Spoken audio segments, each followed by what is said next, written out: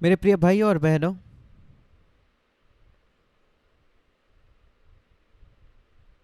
हम एक बहुत ही महत्वपूर्ण विषय के विषय में बात करने वाले हैं। पवित्र आत्मा का बपतिस्मा, जो असली है और जो नकली है। और जैसे मैं उस विषय में सोच रहा था, मैंने कहा, प्रभु, कौन पर्याप्त है इस महिमामय विषय पर बात करने के लिए? केवल यीशु मसीह है जो पवित्र आत्मा में बपतिस्मा करता है, और वो हमें ये सौभाग्य देता है और आदर देता है कि हम इस अद्भुत विषय के बारे में बात करें। इसलिए मैं उससे बहुत ही नम्रता से इस विषय के ओर जाना चाहता हूँ, ये पहचानते हुए मैं सब कुछ नहीं जानता, पर ये प्रभु को इस बात से प्रसन्नता हुई कि उसने मुझे पवित्र आत्मा से भरा। उसका सबूत मैंने अपने जीवन में और अपने सेवकाई में देखा। और मेरी ये लालसा है, मैं ईमानदारी से ये कह सकता हूँ, मेरी ये लालसा है कि हर कोई, परमेश्वर के बच्चों में से हर कोई पवित्र आत्मा से भर जाए। आप में से हर एक, मेरे प्रिय भाई और बहनों, उसने मेरे जीवन को पूरी तरीके से बदल दिया। और मैं इसको बढ़ा चढ़ा कर नहीं कह रहा। एक आम मसीह होने से, एक ऐसा मसीह जो पवित्र आत्मा से भरा था, उसने मेरे जीवन को बदल दिया, मेरे सेवकाई को बदल दिया। जब परमेश्वर मुझसे मिला 46 वर्षों पहले, मैं उसके पहले 16 वर्षों तक मसीह था, नया जन्म हो गया था, बाइबल को पढ़ता था, मैं बाइबल को बहुत अच्छे से जान गया था और मैं प्रचार कर रहा था। मैं पूर्णकालीन मसीही सेवकाई में था, पर मैं हारा हुआ था। निराशा, गुस्सा, मेरे विचारों का जीवन, मेरे मकसद। और आप जानते हो, पुराने नियम में, पुरानी वाचा में, वे केवल आपके बाहरी जीवन को साफ कर सकते थे। हत्या न करना, व्यभिचार न करना, चोरी न करना। पर यीशु मसीह आया हमारे अंदर कुछ करने के लिए, और वो हमारे अंदर कुछ भी नहीं कर सकता, आपके अंदर या मेरे अंदर, जब तक पवित्र आत्मा के सामर्थ्य के बिना। मैं जानता हूं कि बहुत सारे मनुष्य के प्रोग्राम्स हो सकते हैं जो मनोविज्ञान हमें सिखाता है, कई सारे मानवीय प्रोग्राम्स, जिससे आपका बर्ताव सुधर जाएगा, आपकी सोच सुधर जाएगी। और लोग योग वैराग के कुछ एक्सरसाइज सिखाते हैं जिससे लोग अपने क्रोध पर विजय पाते हैं। पर वो जो बाहरी अच्छा होना, भला होना और आत्म संयमित होना, और अंदर से एक बदला हुआ हृदय होना, इसमें बहुत बड़ा अंतर है। यीशु मसीह केवल हमें अपने बर्ताव में अच्छा बनाने के लिए नहीं आया, वो हमें अंदर से बदलने के लिए आया। जहां हमारे हृदय एक ऐसे अग्नि में उसके लिए भक्ति से भरे हुए थे हैं, जो अग्नि बुझ नहीं सकते। सबसे पहले परमेश्वर के प्रति भक्ति और एक दूसरे के लिए प्रेम इतने तीव्र होता है कि उस पर कितना भी ठंडा पानी लोग हम पर क्यों ना फेंके, ये पवित्र आत्मा की आग नहीं बुझेगी, ये हमें प्रेम के बाहर नहीं ढकेल पाएंगे।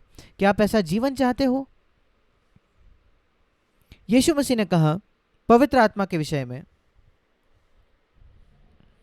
यूहन्ना उसके 7वें अध्याय में और उसका 37 वचन, उस पर्व के अंतिम दिन पर यीशु मसीह वहां खड़ा रहकर चिल्ला रहा था, पुकार रहा था, यदि कोई प्यासा हो तो मेरे पास आए और पिए, और जो मुझ पर विश्वास करेगा, उसके हृदय में से, उसके अंदर से, बाहर से नहीं बल्कि उसके हृदय में से, उसके अंदर से, उसके विचारों में, मकसदों में, रवैयों में, गहराइयों से, जो कोई नहीं देख सकता, वहां से जीवन के जल की नदियां बह निकलेगी, जो कई दिशाओं में बहेगी, लोगों को आशीष देने के लिए।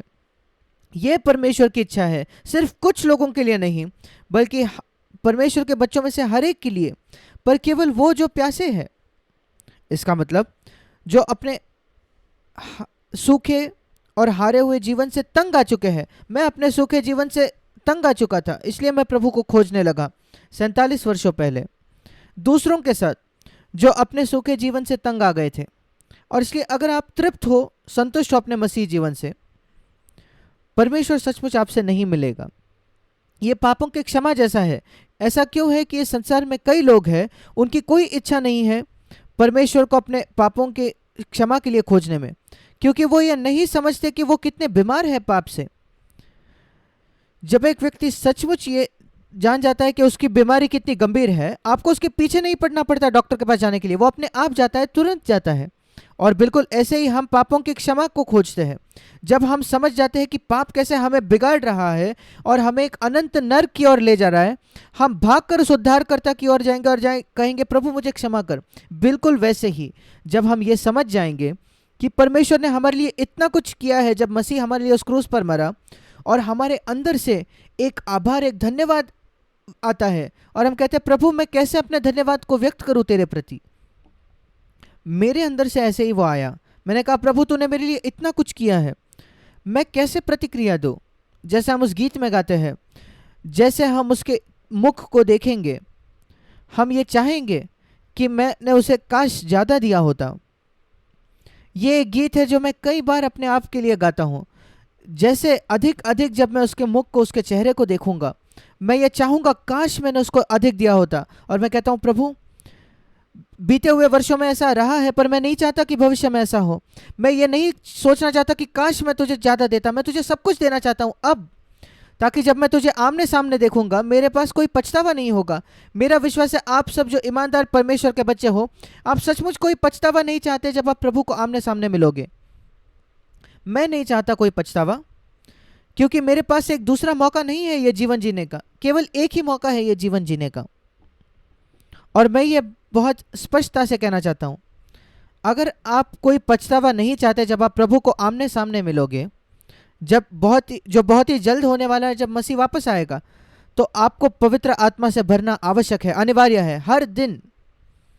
ये एक ही बार का अनुभव नहीं है, इसकी शुरुआत होती है एक नदी के समान। ये है कहीं ना कहीं वो बहनी शुरू होती है, पर वो बहनी बहते रहनी चाहिए हर दिन।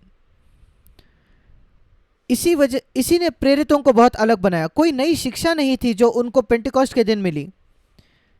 हम में से कई जो है, हम यूट्यूब पर कई संदेश सुनते हैं, और आप में से कुछ लोग ने 100वें संदेश सुने होंगे, अच्छी बात है, वो हमें शिक्षा देते हैं। हमारे पास बाइबल इतने अलग अलग अनुवादों में है, हम देखते हैं कि ये वचन इस अनुवाद में क्या है, उस अनुवाद में क्या है, पर ये सब कुछ जो है ये कुछ नहीं है इसकी तुलना में पवित्र आत्मा से भरने में। अगर आप सचमुच प्रभु को प्रसन्न करना चाहते हो तो ये पर्याप्त नहीं है बाइबल को जानना, 100 संदेश सुनना पर्याप्त नहीं। ये सब अच्छा तो है, पर आपको पवित्र आत्मा से भरना आवश्यक है। और जब तक आप देखते हो कि आपकी कितनी बड़ी आवश्यकता है, तो आप उसके लिए प्यास नहीं रखोगे। मैं सोचता हूँ ये कारण क्यों कई मसीह पवित्र आत्मा से नहीं भरते, क्योंकि वो प्यासे नहीं है, वो बहुत ज़्यादा तीव्र तौर पर प्यासे नहीं है। वे सोचते हैं कि हाँ ये अच्छी बात है, अगर मुझे मिल गया तो अच्छी बात है। ये ऐसा है कि आपके पास पर्याप्त है। उदाहरण के तौर पर आप एक अच्छे घर में जी रहे हो, क्या आप बेहतर घर चाहते हो? हाँ, अगर संभव है तो अच्छा है, जिसमें ज़्यादा सुविधा हो तो ठीक है, पर मेरी ये तीव्र इच्छा नहीं है, क्योंकि मेरा अभी का घर बहुत अच्छा है। बिल्कुल ऐसे ही कई मसीही है। हाँ, मेरा वर्तमान का जीवन काफ़ी अच्छा है। हाँ, अगर ये पवित्र आत्मा की भरपूरी मैं पाऊंगा तो अच्छा है। कुछ लोग इसकी बात करते हैं, पर मेरे अंदर तीव्र इच्छा नहीं है। ये इतना अर्जेंट नहीं है मेरे लिए कि मैं सब कुछ छोड़कर प्रभु को खोजूं। मैं आपको बताना चाहता हूँ, शायद परमेश्वर आप पर दया करके अपने पवित्र आत्मा से भर देगा, पर मुझे बड़ा शक है, क्योंकि यीशु मसीह सबको आमंत्रित नहीं कर रहा। वो सिर्फ उनको आमंत्रित करता है जो प्यासे हैं। ये पापों की क्षमा की तरह है, वो सबको आमंत्रित नहीं करता। वे जो अपने हारे हुए जीवन से तंग आ चुके हैं, जो पापों की क्षमा चाहते हैं, हे सब परिश्रम करने वाले और बोझ से दबे हुए लोगों मेरे पास आओ। ऐसे लोगों को उसने आमंत्रित किया। उनके विषय में क्या, जो बहुत ही आरामदायक है, जो पीछे बैठे हैं, हम तो ठीक है, वो उनको नहीं आमंत्रित कर रहा। जो परिश्रम करने वाले और बोझ से दबे हुए लोगों मेरे पास आओ। सब जो प्यासे हैं मेरे पास आओ। जो आपके पास है उससे ज़्यादा के लिए अगर प्यास है तो, जो बाइबल पढ़ते हैं और पाते हैं कि प्रेरितों के पास ऐसा कुछ था जो आपके पास नहीं है, और आप दूसरे ईश्वरीय लोगों की गवाही पढ़ते हो, या आप गवाही सुनते हो दूसरे ईश्वरीय लोगों की, और आप पाते हो उनके जीवन में ऐसा कुछ हुआ जिसने उनको बदल दिया जब वो उनके नए जन्म के बाद भी, और आप पाते हो कि ये पवित्र आत्मा की भरपूरी थी। मेरे साथ ऐसा ही था। मेरे नए जन्म के बाद मैं एक कलीसिया में था जो पवित्र आत्मा के बपतिस्मा के बारे में प्रचार नहीं करता था, पर जैसे मैं बाइबल को पढ़ते गया, मैंने पाया कि उसकी आवश्यकता है, और मैंने अपने ही जीवन को देखा, और मैंने अपने सामर्थ्य की कमी को देखा, और अधिकार की कमी को देखा, शैतान के डर को देखा। मैं नहीं जानता था अगर कोई दुष्ट आत्माग्रस्त व्यक्ति मेरे आमने सामने आ जाता, मैं डरता था सामने जाकर मसीह का प्रचार करने के लिए, घोषणा करने के लिए। मैं कहता था प्रभु मैं डरता हूँ तेरा गवाह होने के लिए। और फिर मैं सुसमाचारों में और प्रेरितों में पढ़ता था। शिष्य बिल्कुल मेरे जैसे थे शुरुआत में, सिर्फ शुरुआत में ही नहीं, 3.5 वर्षों के बाद भी मसीह प्रभु के साथ चलने, यीशु के साथ चलने में और उससे बात करने के बाद भी हम सोचेंगे उनका जीवन पूरी तरीके से बदल जाएगा उसके बाद। और जब प्रभु ने कहा कि पूरे संसार में जाओ, वे तैयार होंगे, पर वे तैयार नहीं थे। हम पढ़ते हैं उन्होंने जब पुनरुत्थान पाए हुए मसीह को देखा, तब भी जब आप यूहन्ना 20 पढ़ते हो, वे एक बंद कमरे में थे। और जब प्रभु उनको प्रकट हुआ, वे वहां बंद दरवाजा बंद करके बैठे थे डर की वजह से। और 7 दिन बाद फिर एक बार वे बंद कमरे के अंदर बैठे होते, उन्होंने दरवाजे को बंद करके रखा था, वे डर रहे थे बाहर जाने से। और फिर यीशु मसीह फिर प्रकट हुआ, और यद्यपि उन्होंने यीशु को देखा 40 दिनों तक कभी कभार, पर वे फिर भी बंद दरवाजों के ही पीछे थे। पर एक दिन जब वे पवित्र आत्मा से भर गए, पेंटिकॉस्ट के दिन, उन्होंने दरवाजे खोल दिए और कोई उसको उसके बाद बंद न कर पाया। फिर उनको फर्क नहीं पड़ा कि कौन उनके विषय में क्या सोचता है, शायद उनको बंदीगृह में बंद हो या कहीं भी, वे संसार में गए। और आप जानते हो क्या हुआ? वे 12 शिष्य, उन्होंने संसार को इस प्रकार बदल दिया कि उसका प्रभाव हम आज 2000 वर्षों बाद भी देख पाते हैं। वो क्या था? क्या वो 12 शिष्यों को कोई पीएचडी मिली बाइबल के थियोलॉजी में या ऐसा कुछ? नहीं। परमेश्वर का धन्यवाद हो, वे कभी बाइबल स्कूल नहीं गए, वो वही उनका उद्धार था। उन्होंने ज्ञान नहीं प्राप्त किया। आपको इतने ज्ञान की आवश्यकता नहीं है। हम में से कई जो है, अगर आपने बाइबल को पढ़ा है तो आपको अधिकतर प्रेरितों से अधिक ज्ञान आपके पास है, क्योंकि हमारे पास एक लिखा हुआ बाइबल है जो हम हर समय पढ़ सकते हैं अलग अलग अनुवाद में। वो प्रेरितों के पास ये नहीं था, पर उनके पास क्या था जो हमारे पास नहीं है? पवित्र आत्मा की सामर्थ, अद्भुत महान सामर्थ। यूहन्ना बपतिस्मा जो है वो यीशु मसीह का अग्रगामी है, अग्रदूत है, जो यीशु के पहले आया मार्ग तैयार करने के लिए। और एक तरीके से हम कह सकते हैं कि पवित्र आत्मा हमारे अंदर यूहन्ना बपतिस्मा का काम करता है, मार्ग को तैयार करता है।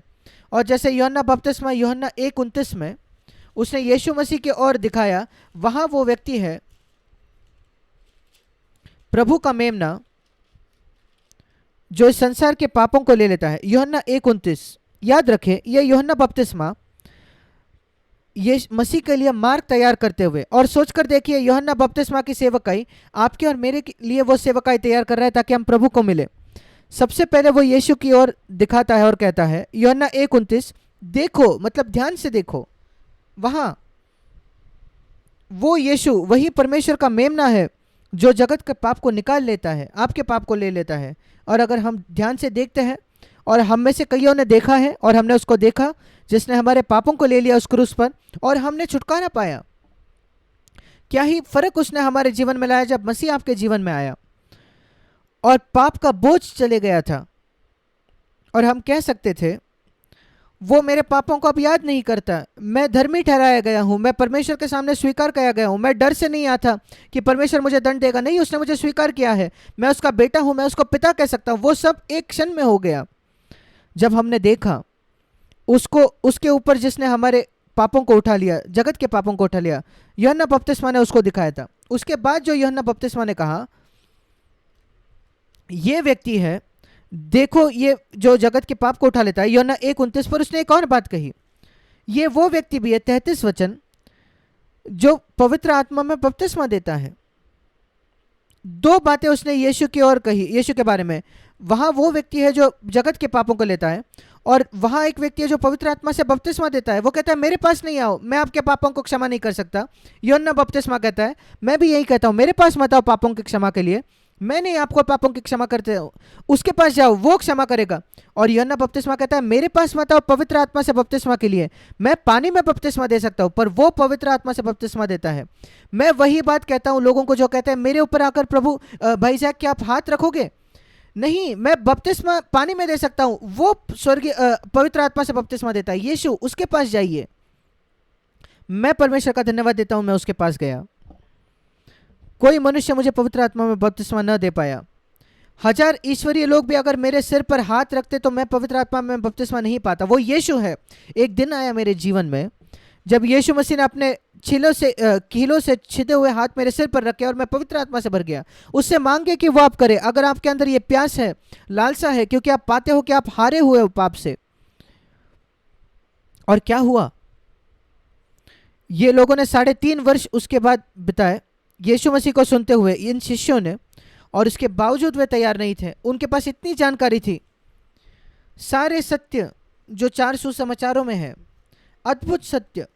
सोच कर देखिए, मत्ती 5, 6 और 7 में सोचिए, यूहन्ना 14, 15, 16, 17 अध्याय, वो जो अध्याय थे, क्या ही अद्भुत सत्य वे थे। जो दृष्टांत थे लूका 15 में, उन्होंने ये सारे सत्य सुने, पर वे तैयार नहीं थे। क्या उनके अंदर इच्छा थी? हाँ। क्या उनके अंदर त्याग की आत्मा थी? हाँ।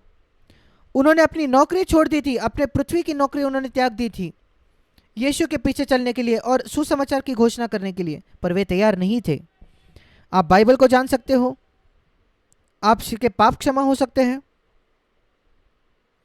शायद आपके अंदर बहुत इच्छा है सुसमाचार के प्रचार करने को, शायद आपने अपनी नौकरी त्याग दी है प्रभु की सेवकाई करने के लिए, पर आप तैयार नहीं हो। एक और चीज़ थी जिनकी उनकी आवश्यकता थी, वो जो बहुत महत्वपूर्ण थी। उनकी बड़ी इच्छा थी जाकर प्रचार करने की, पर यीशु ने कहा नहीं नहीं नहीं, इंतज़ार करो। आपके अंदर इच्छा है और उत्साह है, पर आप नहीं जानते कि आपके अंदर सामर्थ्य नहीं है। आप बाहर जाओगे, आप डर में पीछे आओगे, कुछ समय बाद कुछ ना कुछ होगा और आप छोड़ दोगे, हार मानोगे। पर अगर आप पवित्र आत्मा से भर जाओगे तो आप कुछ नहीं रुकेगा, आपको रोकेगा। आपके मृत्यु तक आप मेरी सेवकाई करोगे। और इसलिए प्रभु ने कहा प्रेरितों 1:8 में, इंतजार करो, इंतजार करो, और पवित्र आत्मा की सामर्थ तुम पाओगे जब वो तुम पर आएगा। और तब ये नहीं कि तुम्हें जाकर मेरे लिए गवाही देनी है, नहीं, वो तुम्हें चलाएगा। पवित्र आत्मा तुम्हें विवश करेगा कि तुम मेरे गवाह बनो। ये एक अंदर से आने वाला दबाव होता है जो पवित्र आत्मा द्वारा आता है। क्या आपने उसका अनुभव किया है? वो परमेश्वर की इच्छा है। अंदर से दबाव, एक बोझ कि त्याग करना, सब कुछ छोड़ देना यीशु के लिए, सब इस संसार से जो हम जुड़े हुए उसको त्यागना, पर सुसमाचार का प्रचार करना हर एक को जिससे संभव है, ताकि हम मसीह के पास लोगों को लाए, ईश्वरीय जीवन में लोगों को लाए। आप सामर्थ पाओगे मेरे गवाह होने के लिए।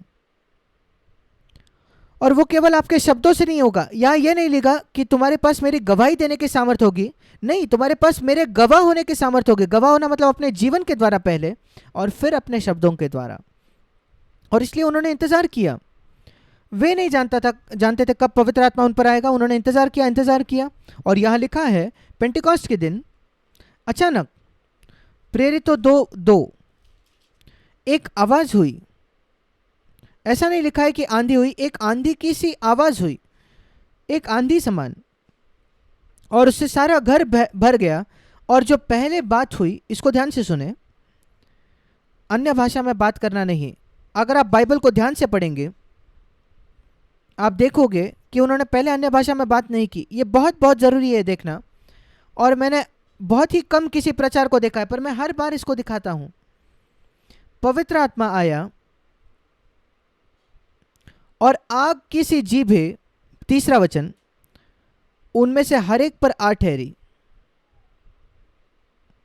एक आग की सी जीभ उनके सिरों पर, उन 120 लोगों पर। प्रभु मानो ये कह रहा था, आपके शरीर का एक हिस्सा है अब से, जिसको मैं आज अग्नि पर लगाने वाला हूं प्राथमिक तौर पर। वो है आपकी जबान, आपकी जीभ। आपके हाथ नहीं, आपके पैर, आपके आंख नहीं, आपकी जीभ। आप मेरे गवाह होने वाले हो। और आपकी जीभ आग पर लगाई जाएगी पवित्र आत्मा द्वारा, ताकि सिर्फ आप प्रचार करते हो तब नहीं, बल्कि हर समय आपकी बातचीत पवित्र आत्मा द्वारा नियंत्रित होगी। और हम वही इंतजार करते हैं आगे कुछ भी बढ़ने से पहले। और अपने आप से प्रश्न करें कि आप ये चाहते हो? क्या आप चाहते हो कि आपकी जीभ जो है वो पवित्र आत्मा के अग्नि के नियंत्रण में हो, जो सब कुछ शुद्ध करे जो अशुद्ध है और झूठा है, और प्रेम न करने वाला है आपके बातचीत में हर दिन 24 घंटे दिन के? क्या आप ये चाहते हो? मैं नहीं जानता।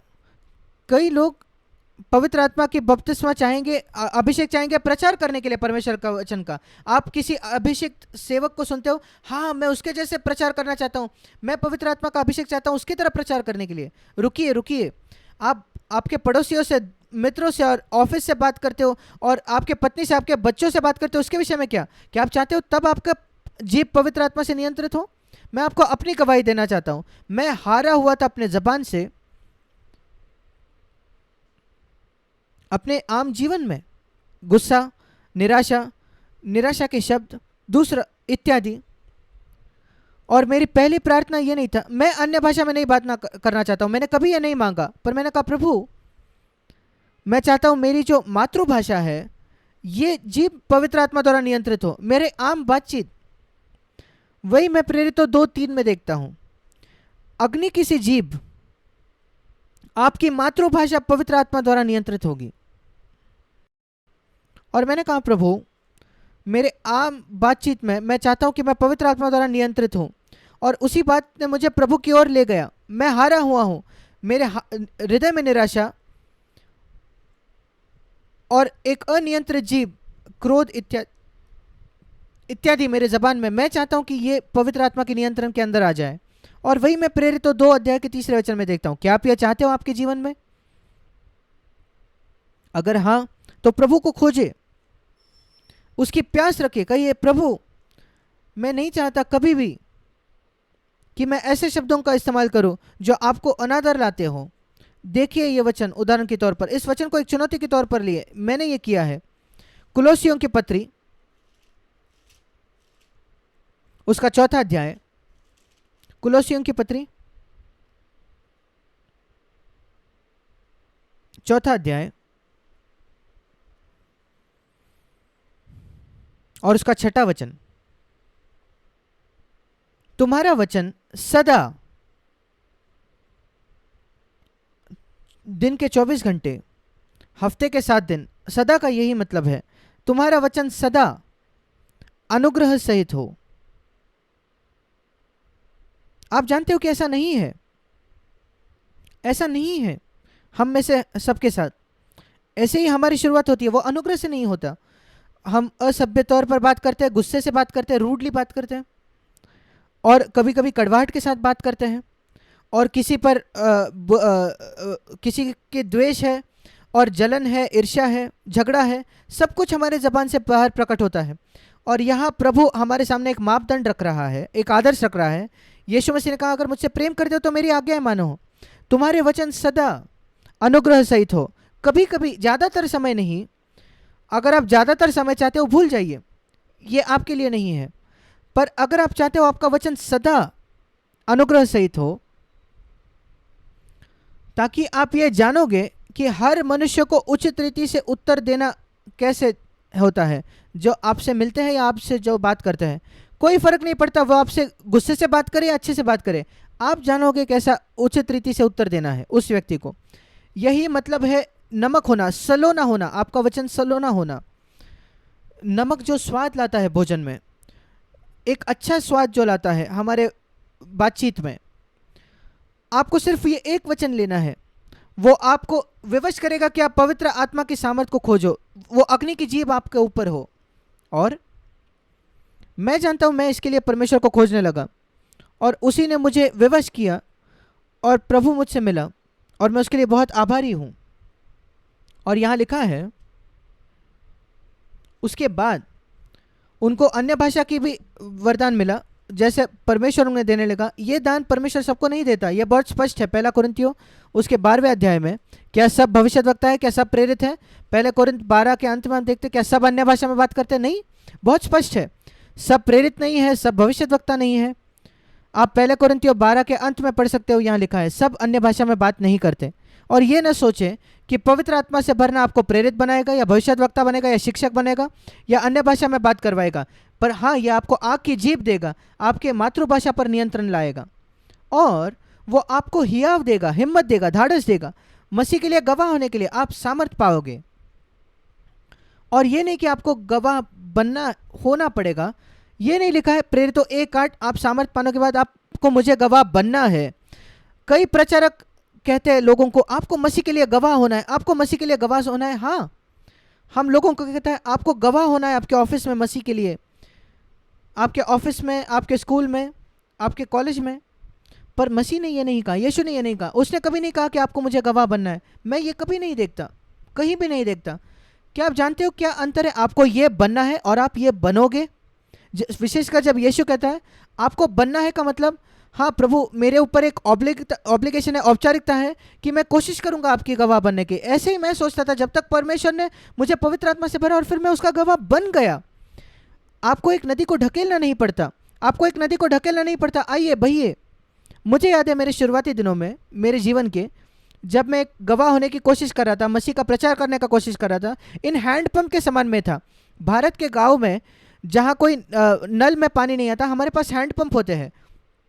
कुछ रास्तों पर, सड़कों पर एक हैंडपंप होता है और वो सारी स्त्रियां जो है उस गांव की, वो अपने बाल्टियों के साथ आते हैं और उस हैंडपंप को पंप करना पड़ता है, पंप करना पड़ता है, तब थोड़ा थोड़ा पानी आता है। मेरा मसीह जीवन ऐसा ही था। मैं पंप करता था, पंप करना था, पर नदी में कोई पंप नहीं होता, वो अपने आप बहती है। आपके जीवन में कैसा है? मैं परमेश्वर को धन्यवाद देता हूं कि परमेश्वर के पवित्र आत्मा के भरपूरी ने मुझे पूरी तरीके से बदल दिया मसीह का गवाह होने के और लोगों को प्रेम करने के संबंध में, परमेश्वर का संबंध के प्रेम में। किसी को मुझे ढकेलना नहीं पड़ता था, आइए लोगों से प्रेम करें, आइए परमेश्वर से प्रेम करें, आइए बाइबल पढ़े, परमेश्वर को सुने। नहीं, एक अंदर से एक लालसा आ गई। पंप करने जैसा यह बिल्कुल नहीं था कि कुछ बूंदे टपकती हैं। मेरा प्रचार भी वैसा था उन दिनों में। मैं पंप करता था, पंप करता था, पंप करता था और थोड़ा पानी बाहर आता था। पर जब मैं पवित्र आत्मा से भर गया और मैं पवित्र आत्मा के भरपूरी में जीने लगा, एक बहुत दुनिया भर का अंतर आ गया। मैं ये नहीं कहूँगा कि सबको आपको मेरा वरदान मिलेगा। परमेश्वर अलग अलग वरदान देता है लोगों पर। जो वरदान परमेश्वर आपको देता है, यहाँ ये नहीं लिखा है कि आप सब शिक्षक होंगे, आप सब बाइबल को सिखाओगे। नहीं, आप मेरे गवाह होने के, और गवाह होने के अलग अलग तरीका है, पवित्र आत्मा हमें बनाता है। पर आप जरूर एक गवाह बनोगे। ये नहीं कि आपको गवाही देनी ही है, नहीं। जब पवित्र आत्मा आपको भरता है, आपको एक गवाह होना है, नहीं, आप एक गवाह बनोगे। आपके अंदर से एक इच्छा आएगी, दबाव आएगा जो आपको बाहर कुछ ढकेलता है, आप उसको रोक नहीं सकते। एक स्त्री के समान जो बच्चे को जन्म देती है, वो बच्चा बाहर ढकेला जाता है। एक नदी की तरह जो बहती है, यह बेहतर चित्र है। एक नदी बहते रहती है, बहते रहती है, आप उसको रोक नहीं सकते। ऐसा ही होता है। एक अग्नि के समान जो जलती रहती है। और एक वचन है श्रेष्ठ गीत में, यह वचन मुझे बहुत पसंद है अग्नि के विषय में। यीशु ने कहा पवित्र आत्मा जीवन जल की नदियों की तरह, और यूहन्ना बपतिस्मा वाले ने उसको अग्नि का बपतिस्मा कहा।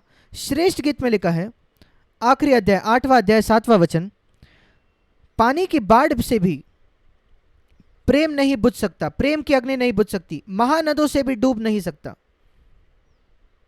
उसको बुझ नहीं सकता। सोच कर देखिए, ऐसी अग्नि कि आप उस पे नदी भी बहा दो, पर वो अग्नि उस नदी को सुखा देती है और वो जलते रहती है। सोच कर देखिए इस चित्र में, श्रेष्ठ गीत 8:7 में, क्या ही चित्र है ये पवित्र आत्मा के अग्नि का, कि कोई भी बाधा, कोई भी विरोध, प्रलोभन के विरोध, प्रलोभन की नदियां। क्या आप ऐसा जीवन नहीं चाहते? पेंटिकोस्ट के दिन प्रेरितों को ऐसा ही जीवन मिला, कोई उनके मुंह को बंद नहीं कर पाया। उसके बाद आप उनके हृदयों में डर नहीं ला पाए, और नदियों के डर थे, डर की नदियां थी और निराशा की नदियां थी, पर पवित्र आत्मा के अग्नि द्वारा वो साफ हो गए। ये है पवित्र आत्मा का बपतिस्मा। एक और बात जो हुई, उसके पहले आखिरी दिन भी जब उन्होंने यीशु से बिताया, उस प्रभु भोज के समय, अंतिम बार जब वो यीशु के साथ भोजन कर रहे थे, वे एक नहीं थे।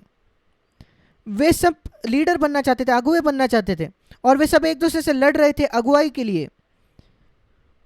पर क्या ही फर्क पड़ गया जब वे पवित्र आत्मा से भर गए। वे एक हो गए, 120 लोग एक बन गए। वो अलग अलग लोग थे, वो अग्नि में जल गए, ऐसे अग्नि जो कई नदियां उसको बुझा नहीं सकी। पर उसी के साथ ये अग्नि जो थी, इन्होंने, वो उस अग्नि ने इन 120 लोगों को जलाकर एक शरीर बना दिया। 120 मानो लोहे के टुकड़े हैं, सारे लोहे के मजबूत टुकड़े हैं, उसको भट्टी में डाल दिया जाता है और वो एक टुकड़ा बनकर बाहर आता है, उसको आप अलग नहीं कर सकते। ये 120 लोहे के टुकड़े एक हो गए थे। ये दूसरी बात है जो होती है बपतिस्मा के द्वारा। बपतिस्मा मतलब डुबाया जाना। बैप्टाइजो ये एक यूनानी शब्द है, इसका मतलब है डुबाना। हम लोगों को पानी में डुबाते हैं, उसको कहता है बपतिस्मा। और पवित्र आत्मा में डुबाना मतलब पवित्र आत्मा से भरना, एक झरने के नीचे खड़ा रहना, आप डूब जाते हो, स्वर्ग से झरना जो पवित्र आत्मा है। और इसलिए जब उन्होंने इसका अनुभव किया, यहाँ लिखा है ये अद्भुत शब्द, प्रेरितों के काम 2 अध्याय, जब पतरस खड़ा हुआ, वो अकेला नहीं खड़ा था। क्या आपने इस कथन को देखा? प्रेरितों 2:14, पतरस उन 11 के साथ खड़ा हुआ। वो जो 12 थे वो एक बन गए थे। पतरस सिर्फ उनमें बात करने वाला था, वक्ता था, पर वो एक शरीर थे। जैसे मुंह बात करता है पर पूरे शरीर उसके साथ काम कर रही है और मुंह बात करता है, पतरस केवल मुंह था। ये अद्भुत है पवित्र आत्मा की भरपूरी क्या करता है। हमारी कलीसियाएं ऐसी होनी चाहिए, इसलिए हमें जोर देना है हमारे कलीसियाओं में कि हर एक को पवित्र आत्मा से भरना है। दुख की बात है कई मसीह जो है वो संतुष्ट है उससे बहुत कम पाकर। उनके पास नहीं है, उनके पास अग्नि की जीभ नहीं है, उनकी बातचीत पर कोई नियंत्रण नहीं है, पर वे बहुत खुश है। वो जैसे है वैसे ही खुश है वे। और अगर आप खुश है तो आप कभी विकास नहीं करोगे उस मनुष्य के जैसे। वो अपने पापी जीवन में खुश है, वो मरता है और नरक में जाता है। आपको एक लालसा होनी चाहिए पाप से मुड़ने में, मसीह के पास आने में और उद्धार पाने में। बिल्कुल वैसे ही आपको अपने हारे हुए जीवन से तंग होना होगा जब आप परमेश्वर को सामर्थ के लिए खोजोगे। आपके हियाव की कमी से, आपके नियंत्रण पर, आपके जबान पर नियंत्रण नहीं है उसके कमी से, आपके विचारों पर नियंत्रण नहीं है उसकी कमी से, और लोगों से आप प्रेम नहीं कर पाते, ये दूसरी बात है। यीशु मसीह ने कहा सब मनुष्य जानेंगे कि आप मेरे शिष्य हो जब आप एक दूसरे से प्रेम करते हो। अगर आप पाते हो कि आपके अंदर क्षमता नहीं है किसी को क्षमा करने में जिसने आपको बहुत बुरी तरीके से चोट पहुंचाई है, क्या आप जानते हो आपकी क्या जरूरत है? 10 संदेश नहीं क्षमा करने पर, पवित्र आत्मा से भरना आपकी जरूरत है। हम पढ़ते रोमियो की पत्र उसका 5वां अध्याय। मेरा यह विश्वास है कि यह प्राथमिक चिन्ह है पवित्र आत्मा से भरने का। मैं जानता हूं कुछ मसीह कहता है कि अन्य भाषा में बात करना यह चिन्ह है। नहीं, वो चिन्ह नहीं है। अन्य भाषा में बात करना ये एक वरदान है, परमेश्वर कुछ लोगों को देता है। ये एक उपयोगी वरदान है, परमेश्वर ने मुझे दिया 46 वर्षों पहले। मैं उसको नहीं खोज रहा था, उसने मुझे दिया और मैं उसको अपने निजी परमेश्वर से बात करने में इस्तेमाल करता हूँ, सार्वजनिक तौर पर नहीं। पर यह सबसे बड़ी बात नहीं है मेरे जीवन में। मेरे जीवन में सबसे बड़ी बात यह है रोमियो 5:5, पवित्र आत्मा जब हमारे हृदयों में उंडेला जाता है, परमेश्वर का प्रेम हमारे मन, मेरे दिल को भर देता है, मेरे हृदय को भरता है। वो है जो मैं खोजता हूं। स्वर्ग में हम अन्य भाषा में बात नहीं करेंगे, जो दिखाता है वो सिर्फ एक अस्थायी बात है इस पृथ्वी के लिए। स्वर्ग में हम भविष्यवाणी नहीं करेंगे, शिक्षा सिखाएंगे नहीं, चंगाई नहीं होगी, ये सब अस्थायी बातें हैं पवित्र आत्मा के वरदान। पर एक बात है जो अनंत है, वो है प्रेम। और यहां लिखा है परमेश्वर का प्रेम हमारे मन में उंडेला जाता है पवित्र आत्मा के द्वारा जो हमें दिया गया है। वो है वो अग्नि, जो अग्नि यीशु मसीह के हृदय में जल रही थी। वो एक अपने पिता के लिए तीव्र प्रेम और परमेश्वर के लोगों के लिए तीव्र प्रेम और सब लोगों के लिए प्रेम, और वो पवित्र आत्मा से भर गया था। और यही आत्मा है जो वो हमें देता है। उसने कहा मैं तुम्हें एक और सहायक दूंगा। परमेश्वर का प्रेम हमारे हृदय में उंडेला जाने का क्या मतलब है? मैं उसको ऐसा देखता हूं, सबसे पहले ये आश्वासन पवित्र आत्मा मेरे हृदय में आकर कहता है परमेश्वर तुमसे क्रोधित नहीं है। क्या आप जानते हो ऐसे कितने मसीही हैं जो हर समय सोचते हैं परमेश्वर मेरे विरुद्ध कुछ तो है उसके मन में। वो कितना कठोर व्यक्ति है मुझसे मांगने वाला। कौन आपको यह कहता है? शैतान। शैतान ने कई विश्वासियों को यह सुनिश्चित किया है कि वो हर समय यह सोचते हैं कि परमेश्वर मुझसे क्रोधित है।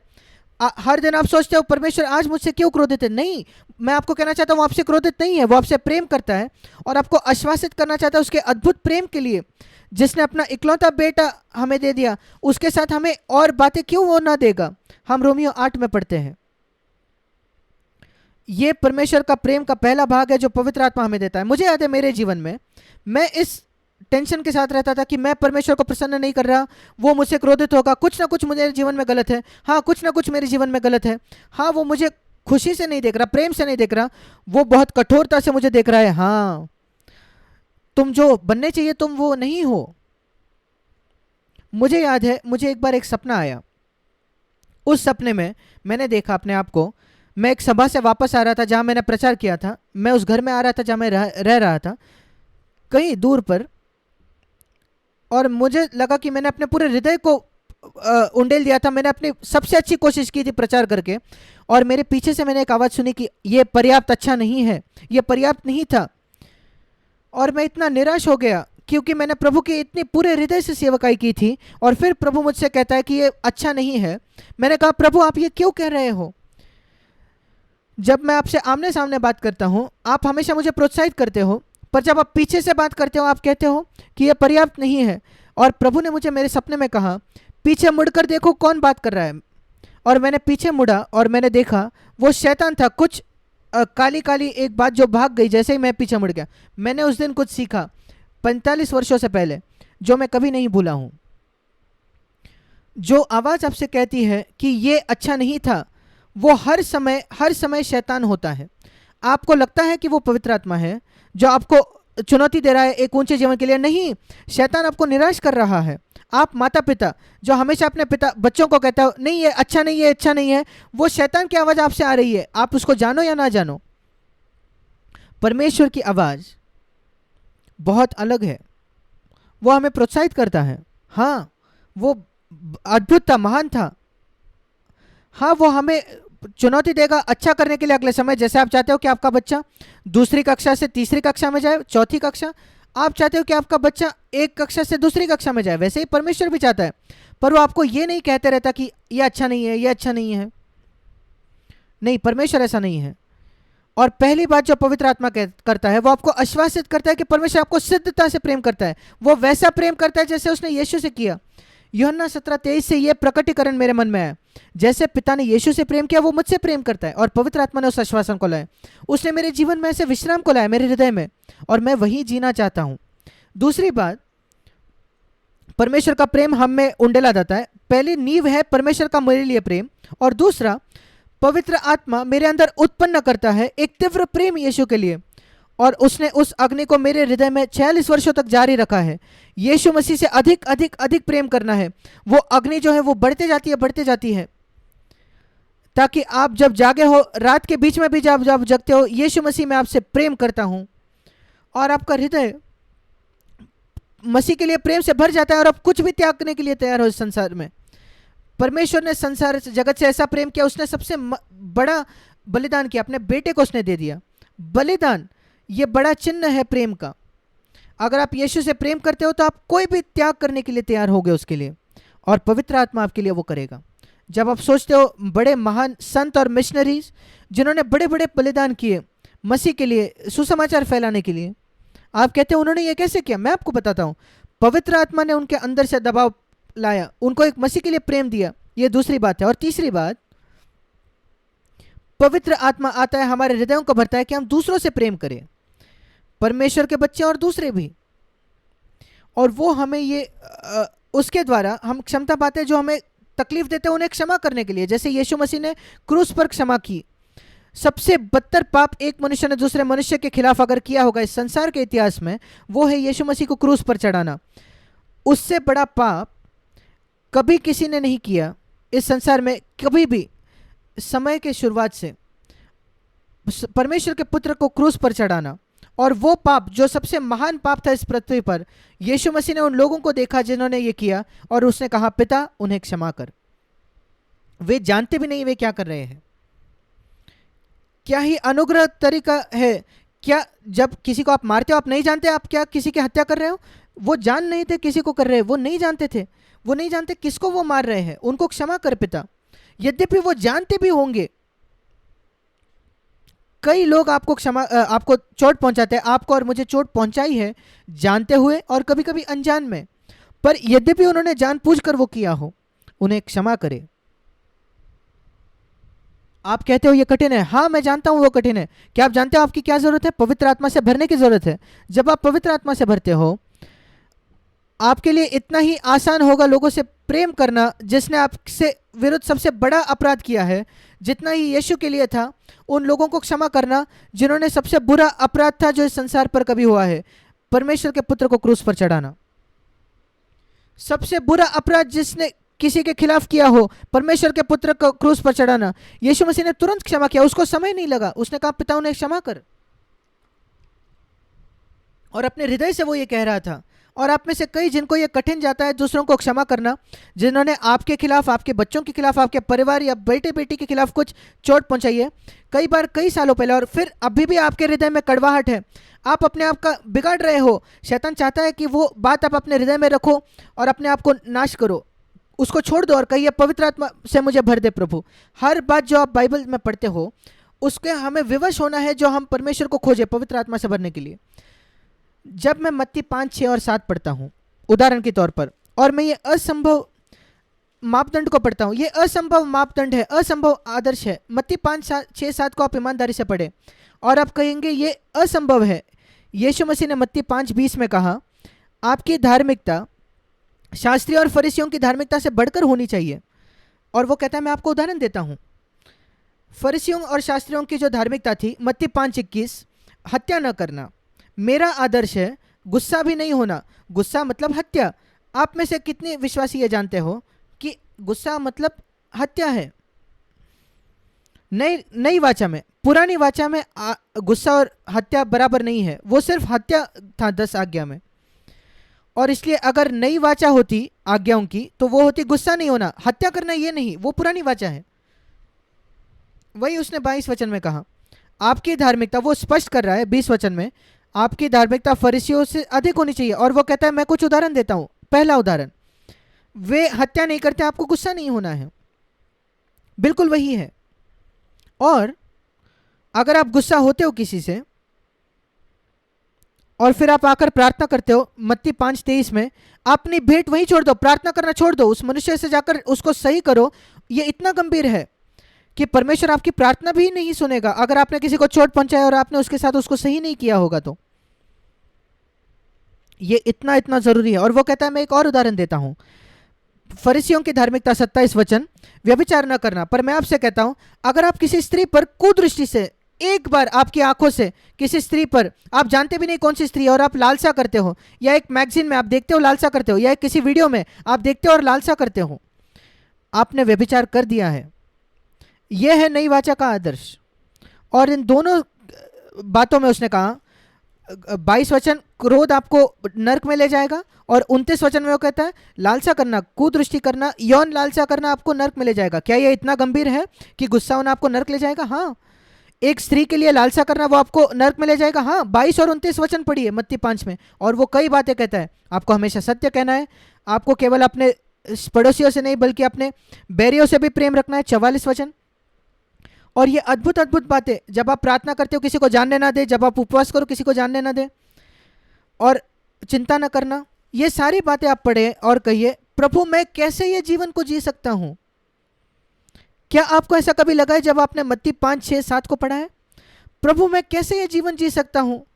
मैं अचंभित हूं कि कई मसीह इसको पढ़ते हैं मत्ती 5, 6 को, और आमतौर पर उसको पढ़ते हैं और कहते हैं ये जैसे न्यूज़पेपर हो, अखबार हो। नहीं, ये परमेश्वर की आज्ञा है आपके लिए। आपको कभी गुस्सा नहीं होना है, आपको कभी लालसा नहीं करनी अपनी आंखों से, आपको सारे बैरियों से प्रेम करना है, आपको हर एक को आशीष देनी है जो आपको श्राप देता है। और आप कहते हो प्रभु मैं ये नहीं कर सकता, मैं प्यासा हूं, यीशु मुझे ये जीवन दे। इस प्रकार मैंने परमेश्वर को खोजा, और वही लिखा है पहाड़ी उपदेश के अंत में, यही उत्तर है। आप पहाड़ी उपदेश के अंत में आते हो और आपको सिर्फ अच्छी शिक्षा प्राप्त की है, फिर आपके पास इस वचन की आवश्यकता नहीं है। पर अगर पहाड़ी उपदेश के अंत में जो सोचते हैं कि प्रभु ये आदर्श है जो मैं नहीं पा सकता, यीशु ने कहा मत्ती 7:7, मांगो मांगो तो तुम्हें दिया जाएगा। मांगो सहायता के लिए, ये जीवन जीने के लिए आप सहायता पाओगे। ढूंढो तो उस सहायता के लिए, इस जीवन को जीने के लिए तुम पाओगे। खटखटाओ और कहिए प्रभु, हर कोई जो ऐसे मांगता है, 8वां वचन, वो प्राप्त करेगा। हर कोई जो ऐसा ढूंढता है वो पाता है, हर कोई जो ऐसा खटखटाता है वो खोला उसके लिए खोला जाएगा और वो पवित्र आत्मा से भरा जाएगा। और फिर वो आगे जाकर कहता है, मैं आपको बताना चाहता हूँ परमेश्वर कितना अच्छा है। तुम जो बुरे हो, तुम बुरे होकर 11 वचन अपने बच्चों को अच्छी वस्तुएं देना चाहते हो, तो तुम्हारा स्वर्गीय पिता अपने मांगने वालों को अच्छी वस्तुएं क्यों ना देगा। सबसे अच्छी वस्तु क्या है? पवित्र आत्मा। इस जीवन को जीने की सामर्थ्य जो मत्ती 5 और 6 में जिसका वर्णन है, अपने जबान पर नियंत्रण करने की सामर्थ अपने परमेश्वर के लिए आपकी जीभ अग्नि पर होगी। अगर आप इस सभा में एक टेक्निक सीखना चाहते थे तो ऐसी कोई टेक्निक है ही नहीं पवित्र आत्मा से भरने की। पर अगर पवित्र आत्मा ने जो आपने आज सुना उसके द्वारा आपके अंदर एक भूख को उत्पन्न किया है आपके हृदय में, तो फिर वही आपके जीवन में वो हासिल करना चाहता है। एक प्यास जो कभी बुझेगी नहीं जब तक परमेश्वर आपसे नहीं मिलता। एक अच्छा उदाहरण है पुराने नियम में जो मैं आपको दिखाना चाहता हूं। अगर आप मेरे साथ निकाले उत्पत्ति की पुस्तक, उत्पत्ति की पुस्तक उसका 32 अध्याय मेरे साथ निकाले। बहुत ही अद्भुत ये वचन है, उत्पत्ति 32 अध्याय।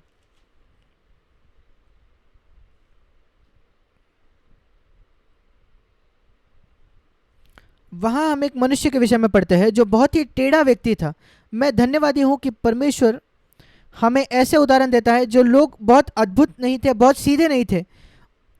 हमारे पास अद्भुत सीधे लोग थे, यूसुफ, दानियल, पर याकूब ऐसा नहीं था। याकूब एक टेढ़ा व्यक्ति था। वो जानता था कैसे अपने भाई को धोखा देकर उसका जन्मसिद्ध अधिकार छीन ले।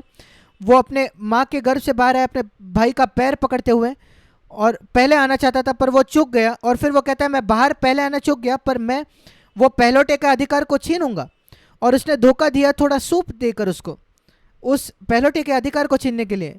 कितना ही वो टेढ़ा व्यक्ति था। और फिर वो जाता है अपने अंकल के लिए, अपने मामा के लिए काम करने के लिए, और उसके सारे जो भेड़ बकरियां है वो चुरा लेता है। एक टेढ़ा व्यक्ति। क्या आप उसके साथ मेल खाते हो? मैं आपको बताता हूं, हम सारे मनुष्यों में, आप में और मुझ में एक टेढ़ापन है। आप जाने या ना जाने, आप एक अच्छे बर्ताव से उसको ढाक सकते हो, पर आप में और हम में, मेरे में एक टेढ़ापन है याकूब की तरह।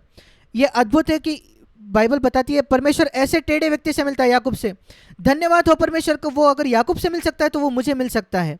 यही मेरी आशा है। हम उत्पत्ति 32 में पढ़ते हैं कि उसका भाई ईसाव उसको मारने के लिए आ रहा है, ऐसा वो सोचता है और इसलिए वो डरा हुआ है। और वो कहता है,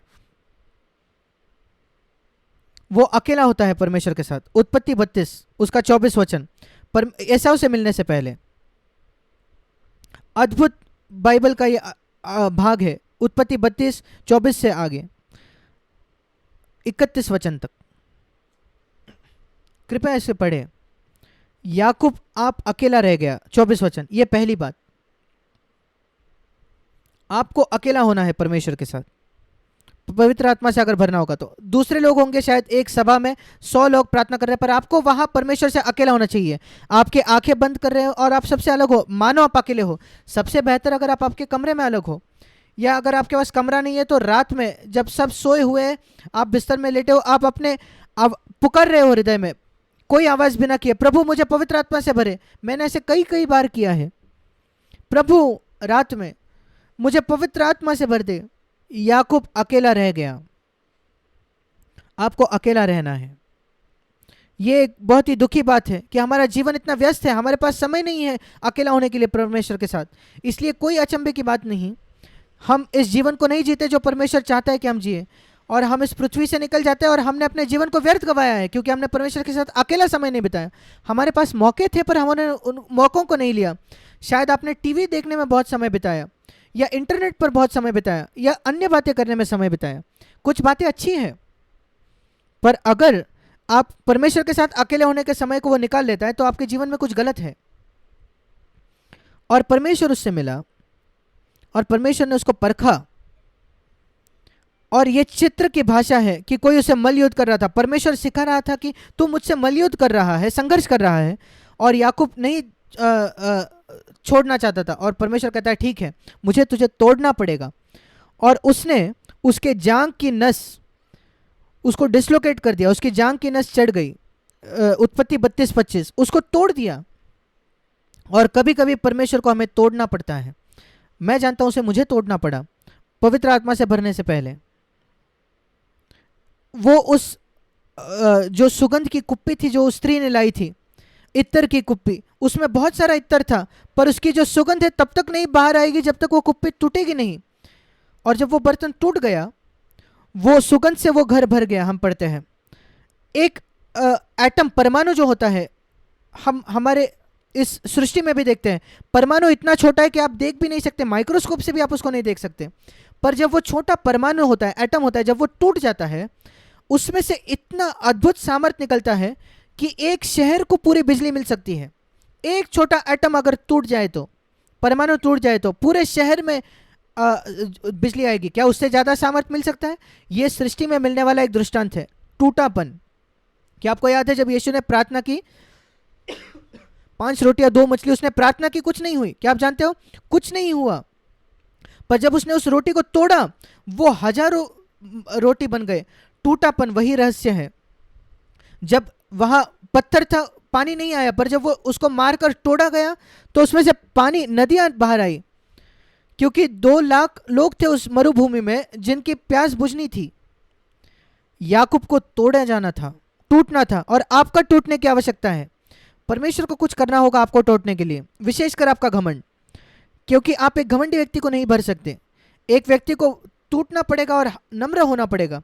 शायद आपने कुछ अद्भुत चीजें हासिल की अपने जीवन में, इस वजह से आपको तोड़ने की आवश्यकता है। आपको लगता है कि आप बहुत पवित्र व्यक्ति हो, आपने बड़े बड़े पाप नहीं किए दूसरों की तरह, परमेश्वर का धन्यवाद हो, पर आपके वजह से, उसकी वजह से आप इतने घमंड हो गए हो कि सबसे बदतर पाप आपको मिला है, व्यभिचार से भी बुरा पाप, कि आप घमंडी भरो कि आप में व्यभिचार है। वो तो व्यभिचार से भी बड़ा पाप है घमंड। आपको टूटने की आवश्यकता है। अगली बात जो हम देखते हैं, 27 वचन, परमेश्वर ने याकूब से पूछा, तेरा नाम क्या है? तू मुझे बता, तू कौन है? क्या आप जानते हो याकूब का क्या मतलब है? याकूब का मतलब है धोखा देने वाला। इसलिए प्रभु उसको पूछ रहा है, तेरा नाम क्या है? प्रभु, मैं धोखा देने वाला हूं। क्या आप ये कह सकते हो? क्या आप ये प्रभु को ईमानदारी से कह सकते हो कि प्रभु, टेढ़ा धोखा देने वाले व्यक्ति जो आपके अंदर है, प्रभु के सामने उसको कन्फेस करे, कबूल करे, प्रभु मैं लालसा करने वाला हूं, मैं गुस्से से भरा हुआ व्यक्ति हूं, मैं कड़वाहट से भरा हुआ व्यक्ति हूं, मैं धोखा देने वाला हूं, मैं पैसे का प्रेमी हूं, मैं संसार से प्रेम करता हूं, मुझे थोड़ा धर्म चाहिए और स्वर्ग जाना चाहता हूं, पर मैं संसार से प्रेम करता हूं। परमेश्वर से ईमानदार बने। जब ये सब हो गया, परमेश्वर उससे मिला और उसको छुआ और उसने कहा, ठीक है, तुम आपसे अलग होंगे, तुम याकूब धोखा देने वाले नहीं होगे, तुम्हारा नाम होगा, 28 वचन, इस्राएल, परमेश्वर के साथ राजकुमार, क्योंकि तुमने परमेश्वर से और मनुष्यों से भी युद्ध करके प्रबल हुए हो। ये एक चित्र है मनुष्य का पवित्र आत्मा से भरने का। अकेला परमेश्वर के साथ, टूटा हुआ, परमेश्वर से ईमानदार, और परमेश्वर आपसे मिलता है। क्या आप उससे गुजरने के लिए तैयार हो? परमेश्वर से अकेला होना, ईमानदार होना, उसको तोड़ने की अनुमति देना। मैं ये अंतिम बात कहना चाहता हूं जो याकूब ने कही जब वो जाने की कोशिश करता है। 26 वचन, मैं तुझे जाने नहीं दूंगा जब तक तू मुझे आशीर्वाद न दे। ये अंतिम बात मैं कहना चाहता हूं। परमेश्वर के पास आकर कहना, प्रभु मैं तुझे नहीं जाने दूंगा, मुझे तोड़ दे, मुझे नम्र कर, आप जो चाहे वो कीजिए, मेरे जांग की नस चढ़ा दीजिए, कोई बात नहीं, मुझे नम्र कर दीजिए सबके सामने, कोई बात नहीं, पर मैं आपको जाने नहीं दूंगा जब तक आप मुझे आशीर्वाद नहीं दूंगा। और आशीर्वाद जो मैं चाहता हूं वो है पवित्र आत्मा से भरना। और प्रभु कहता है, आप वही व्यक्ति नहीं होंगे, आप एक अलग व्यक्ति होंगे आज से। और मुझे याद है ये मेरे साथ हुआ 46 वर्षों पहले, और परमेश्वर मुझसे मिला और मैं एक अलग व्यक्ति बन गया। और उतना ही नहीं, मेरी पूरी सेवकाई उस दिन से बदल गई, वो नदियों की तरह बहने लगी। जैसे मैं पीछे मुड़कर देखने लगता हूं अपने जीवन पर, धन्यवाद हो प्रभु कि मैंने अपने जीवन को नहीं व्यर्थ गवाया, काफी अच्छी बातें करके नहीं, मैं खुश हूं कि मैं तेरी योजना को मेरे जीवन के लिए पूरा कर पाया। मेरे प्रिय भाई और बहनों, मैं आपको बताना चाहता हूं बहुत प्रेम से, परमेश्वर के पास आपके लिए बहुत ही विशेष योजना है आपके जीवन के लिए। आप उससे बेहतर योजना अपने जीवन के लिए बना ही नहीं सकते। वो आपके जन्म से पहले उसकी योजना की गई थी। वो आपको वो पूरा करना चाहता है आपके अंदर। वो चाहता है कि वो एक अद्भुत आपकी काम पूरा करे, अद्भुत मकसद पूरा करे इस पृथ्वी को छोड़कर जाने के पहले। और आप कहेंगे मैंने आज तक कई वर्ष अपने जीवन के गवा दिए हैं। मैं आपको एक वचन देना चाहता हूं वहां जाने से पहले। याकूब की कहानी हम खत्म करेंगे। याकूब के जांग की नस चढ़ गई, डिसलोकेट हो गया, और उसने कहा मैं तुम्हें नहीं जाने दूंगा।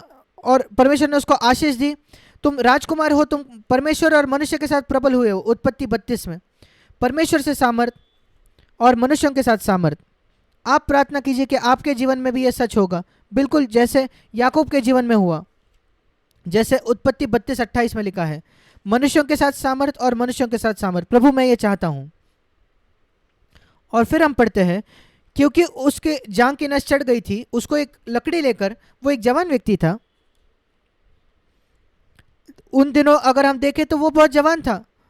सोच कर देखिए 25 वर्ष का लड़का अगर एक लकड़ी लेकर चलना पड़े तो, और वो लकड़ी लेकर चलने लगा, लंगड़ता था। और हम इब्रानियों के 11वें अध्याय में पढ़ते हैं सारे अद्भुत चमत्कार जो लिखे हैं इब्रानियों 11 में, अद्भुत अद्भुत चमत्कार। लाल समुंदर के 2 भाग होते हैं, यरीहो के दीवारें गिर जाती है, और सिंहों के मुंह बंद होते हैं, और लोग मृत्यु से जी उठते हैं। सारे इब्रानियों 11 में लिखा है। इस सब के बीच में लिखा है ये अद्भुत चमत्कार। याकूब 21 वचन, इब्रानियों 11:21, याकूब अपने लाठी के सिरे पर सहारा लेकर दंडवत किया। और आप कहते हो ये कैसा चमत्कार है? क्या ये वही श्रेणी में आता है बाकी चमत्कारों के जो लिखे यहाँ इब्रानियों 11? लाल समुद्र को 2 भाग करना, यरीहो के दीवार नीचे लाना, उससे भी बड़ा चमत्कार ये है, क्योंकि यहाँ एक मनुष्य जो इतना टूटा हुआ था अपने जीवन के अंत तक, वो अपने लाठी के सिरे पर सहारा लेता था, ये कहते हुए कि प्रभु मुझे हर दिन तुझ पर सहारा लेना है। और ये एक अद्भुत चमत्कार है जब परमेश्वर इसको आपके जीवन में ये करता है। आप कहते हो प्रभु मैं एक भी बात आप पर सहारा लेने के अलावा नहीं कर सकता, हर दिन मुझे निर्भर होना है। उससे भी बेहतर उदाहरण जो यीशु ने कहा, आप डाली के समान हो उस दाखलता में। हर दिन मैं अपने आप का चित्र करता हूँ, यीशु मसीह दाखलता है और मैं एक डाली हूँ। और अगर मेरा संबंध टूट जाता है उस पेड़ के साथ तो मेरे जीवन से कुछ नहीं निकलेगा। मुझे कुछ भी उत्पन्न नहीं करना है, मुझे केवल उस पेड़ में बना रहना है। और वो जो पोषण तत्व है, पवित्र आत्मा का चित्र, वो पोषण के तत्व उस पेड़ से उस डाली में बह आएंगे और वो फलों को उत्पन्न करते रहेगा। आप उस डाली को देखकर कहते हो आप कैसे इतने अद्भुत अद्भुत आम या सेब लाते हो? और वो डाली कहती है मैं कुछ नहीं करता, मैं एक भी आम नहीं ला सकता, मैं एक भी सेब नहीं ला सकता, मैं सिर्फ डाली पेड़ में बनता हूँ। जाकर पेड़ से पूछे, पेड़ विश्वास योग्यता से उस पोषण तत्व को मुझ में भेजता है। मुझे बस सुनिश्चित करना है कि वो जो संबंध है वो बना रहे और वहाँ कोई ब्लॉकेज ना हो, कोई बाधा ना हो, वो पोषण तत्व के लिए कोई बाधा ना हो, कोई ब्लॉकेज ना हो उस डाली में। उसको मैं हर समय खुला रखता हूँ, हर पाप को मैं कबूल करता हूँ और हर समय पवित्र आत्मा के सामर्थ्य के लिए एक चलती हुई भूख है जो जारी रहती है और वो जो पोषण तत्व है वो बहते रहेंगे और आप जानोगे भी नहीं कैसे वो फल उत्पन्न होता है। और वही मेरी गवाही है। जैसे मैं पीछे मुड़कर देखता हूँ 46 वर्षों पहले, मैं कह सकता हूँ मैंने कभी एक भी कलीसिया का निर्माण नहीं किया, मैंने एक भी फल नहीं लाया। मैं उस डाली की तरह हूँ, मैं दाखलता में रहता हूँ, उस पेड़ में रहता हूँ और वो पोषण तत्व बनते रहता हूँ। मैं खुद आश्चर्यचकित होता हूँ जब मैं देखता हूँ फल को। आपका जीवन भी ऐसा ही होगा और मैं वैसे होना चाहता हूँ। मेरे जीवन के अंत तक, जब तक प्रभु वापस ना आ जाए, मैं ऐसा बनना चाहता हूँ। एक डाली जो फल लाती है, पूरी तरीके से प्रभु पर निर्भर। जब मैं बात करने के लिए भी तैयार होता हूँ, जब मुझे बात करनी है, प्रचार करना है, प्रभु मैं डाली के समान हूँ, मैं नहीं जानता क्या कहना है, प्रभु आपको मुझे कहना पड़ेगा। हाँ मैं तैयार करता हूँ, बाइबल की पढ़ाई करता हूँ, पर जो कुछ मैं बात करता हूँ अगर प्रभु बात नहीं करेगा तो कुछ हासिल नहीं होगा। क्या आपको याद है जब शिष्य इमाउस रोड पर चल रहे थे, लूका 24 में हम पढ़ते हैं, यही प्रभु के वचन के प्रचार में मेरा ये रहा है। लूका 24 में हम पढ़ते हैं, इमाउस में वो शिष्य चल रहे थे और वो 7 मील 10-11 किलोमीटर के वो रास्ता था। हम लूका 24:13 में पढ़ते हैं, और यीशु मसीह उनके साथ चल रहा था। 13 किलोमीटर की वो जो दूरी थी, 11 या 12 किलोमीटर, उसको लगभग 3 घंटे लगेंगे। और यीशु मसीह ने उनसे बात की और अंत में उन्होंने कहा, लूका 24:32, हमारे जो हृदय थे वो, हमारे मन उत्तेजना से उत्पन्न थे। इंग्लिश में लिखा है हमारे हृदय जल रहे थे। और मैंने कहा, प्रभु अगर पवित्र आत्मा आपके द्वारा ये कर पाया तो आपने हमें भी वही पवित्र आत्मा दी है, क्या आप मेरे द्वारा नहीं कर सकते? कि जब आप मेरे द्वारा बात करते हो, यद्यपि 3 घंटे क्यों ना मैं बात करूं, लोग बोर नहीं होंगे पर उनके हृदय जलेंगे। मैं ये नहीं कर सकता। मैं होशियार बातें कह सकता हूँ, चतुर बातें कह सकता हूँ, पर मैं लोगों के हृदयों को जला नहीं सकता। वो पवित्र आत्मा कर सकता है। जो परमेश्वर ने यीशु के द्वारा किया वो आपके और मेरे द्वारा कर सकता है। मेरा ये विश्वास है। क्या आपका ये विश्वास है?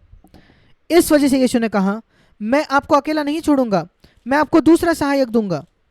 यूहन्ना 14 पढ़कर देखिए। मेरे पास समय नहीं है सब कुछ बात करने के लिए। अगर आपके अंदर भूख और प्यास है, कहिए, प्रभु मैं जैसे यीशु चलता था वैसे चलना चाहता हूँ। मेरे जीवन में आपके लिए हृदय में एक प्रेम चाहता हूँ, तीव्र प्रेम, सब कुछ त्यागने का प्रेम, एक तैयारी, लोगों के लिए एक ऐसा प्रेम जो सब कुछ क्षमा करने के लिए तैयार है। लोगों ने कितनी भी चोट पहुंचाई हो, लोगों को मैं आशीष देता हूँ। मेरे जीवन के अंत तक मैं जीवन की नदियाँ चाहता हूँ मेरे से बहने के लिए। मुझे तोड़िए तोड़िए तोड़िए। मैं आप पर निर्भर होना चाहता हूँ, सहारा लेना चाहता हूँ प्रभु, उस लकड़ी पर, और एक डाली के समान बनना चाहता हूँ उस पेड़ में। हर समय मैं उस जैवंत जीवन को जीना चाहता हूँ जहाँ पाप मुझ पर प्रभुता नहीं कर पाएगा, जहाँ मैं डर में नहीं जीता, जहाँ मैं निराश नहीं होता, जहाँ मैं चिंता में नहीं जीता, टेंशन में नहीं जीता, तनाव में नहीं जीता। प्रलोभन आते हैं और मैं उनको पवित्र आत्मा के सामर्थ्य में उसका इनकार करता हूँ।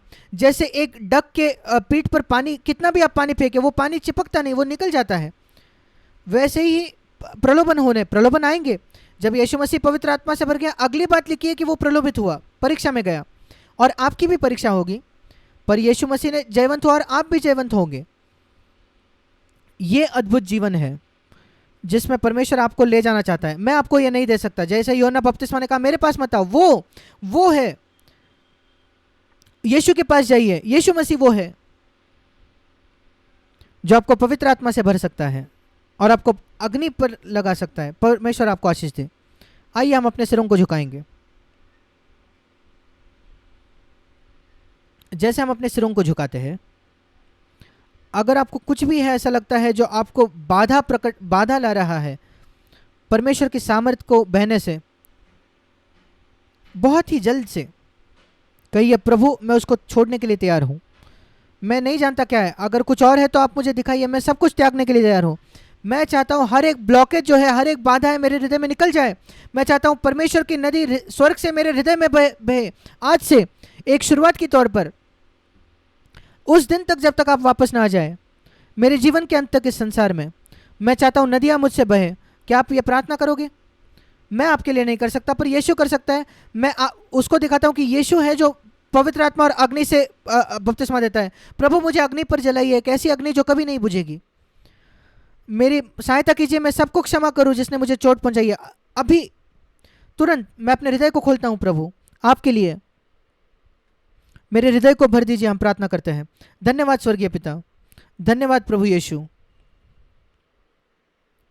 आप हमारे हृदयों को जानते हैं। आप हर एक के हृदय को जानते हो जो प्रार्थना कर रहा है। उनको उत्तर दीजिए और उनकी जरूरत पूरा कीजिए। हम प्रार्थना करते हैं स्वर्गीय पिता, हम प्रार्थना करते हैं यीशु के नाम से, आमीन।